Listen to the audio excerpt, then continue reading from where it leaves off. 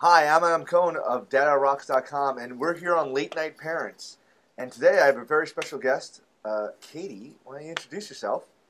Hey everybody, my name is Kadi Prescott, and you can find me on Twitter at Kadi Prescott.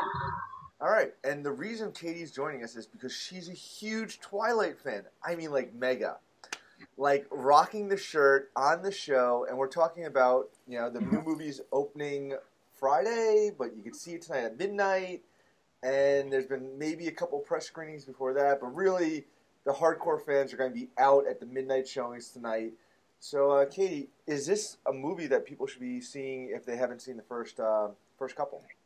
Absolutely. It's very easy. Even if you haven't seen the first three or read the book, they kind of do a little bit of a recap, but the storyline in itself is great. I recommend it for everybody. Then afterwards, go back, watch the first three, and then go back and see it again so you'll love it even more. Okay. So you just kind of said you recommend it for everyone. So Everyone.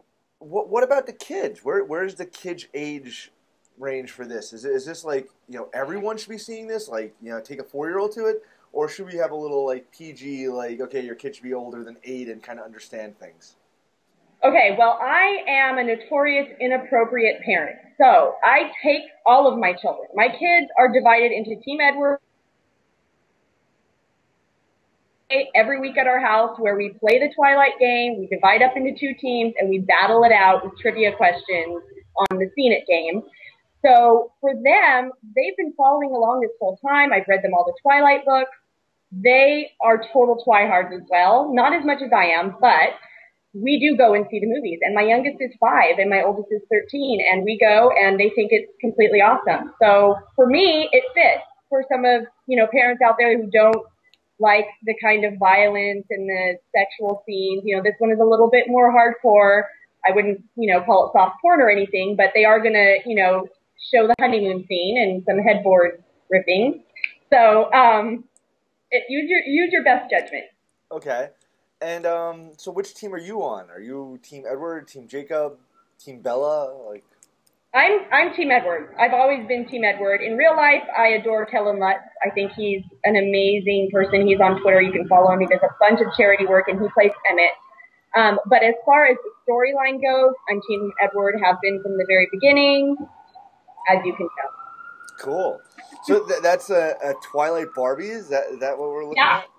Yeah, it's a collectible collection. It's a collectible collection. That was redundant. It is a collection from Barbie. It's the pink label. They have a lot of the cast, not everyone. I have Victoria, Jane, Bella, Edward, and I think I'm missing Alice and Jacob.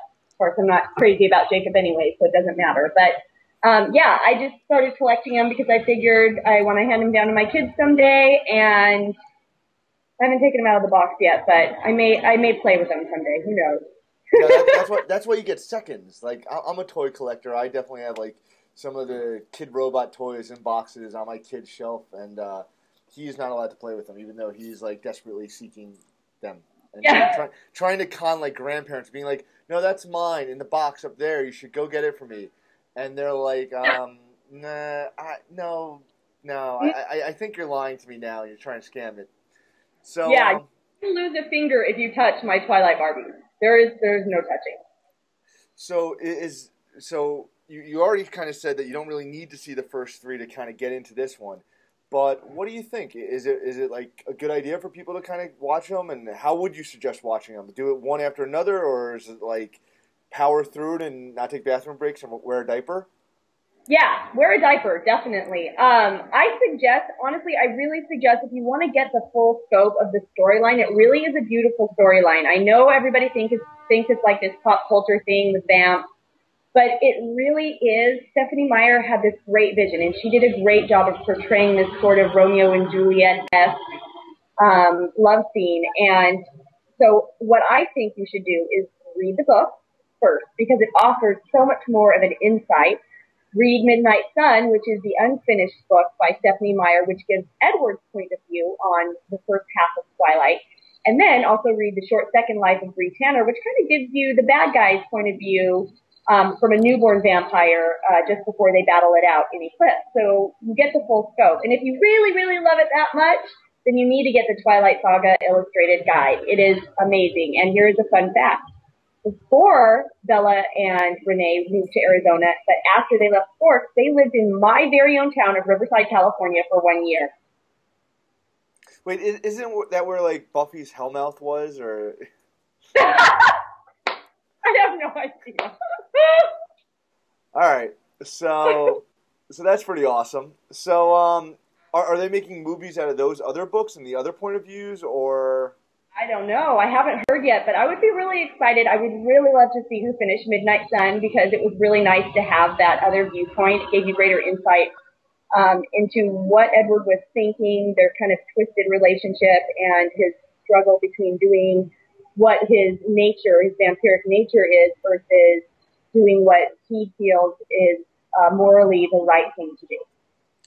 All right, so as any Twilight fan, you must have thought about if you were a vampire, what would your power be? So, what would your power be? I am a lot like Jasper. I'm able to easily get people excited about the movies. Whatever I'm doing, I'm able to really get people fired up about stuff. And Jasper really is, he controls moods. That's his gift. He is able to calm people down. He's able to get people excited.